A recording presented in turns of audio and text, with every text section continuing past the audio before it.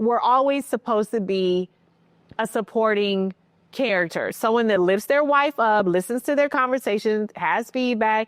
You know, we get it. Be the husband, okay? Don't be the bitch. Let's take a moment to reflect on the husbands who stirred the pot, stirred the drama, and occasionally stirred our patience, okay? Peter Thomas, the OG man with the mic. Now, Peter, let's keep it real. Peter was always far more interesting than Cynthia. We get it. We get it. My God. Y'all, is that not the truth? Y'all know that is the truth. Cynthia's not the one that is pulling focus. Peter's pulling focus. That is just the truth. That's my opinion. Okay, you don't have to agree with it. I'm not being a hater. That's what I feel. Peter was always very interesting. You wanted to know what Peter was going to say, when he was going to say it, because he had no filter. And their dynamic was very interesting because he clearly was an alpha male with a big opinion and loved the spotlight, okay? So we have Peter Thomas taking first place. Let's talk about Teresa Giudice's husband.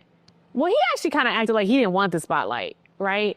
But whatever he was doing behind closed doors ended up landing them both in jail. Then we have Drew Sidora's estranged husband, okay? Gaslighting behavior, chaotic confessionals, mysterious trips to Tampa. It felt more like an auditioning than participating in a marriage. So go back to the last episode of Life Twirls On. I spoke about how I feel about exes airing out dirty laundry. It's not for public consumption. You weren't in a relationship with millions of people. You were in a relationship with one person. And that is where it should end. The knowledge, what happened in the relationship, that's where it should really stay, right? Ralph is very triggering for me for some obvious reasons. I think he is a lot like one of my exes. And I think that is the real issue that I have with him. He's so inappropriate most of the time. I can see through all of his lies. I can see through him just being this scared little boy, you know, really wanting his wife, but not really knowing how to show up for his wife, how to be respectful, how to be supportive.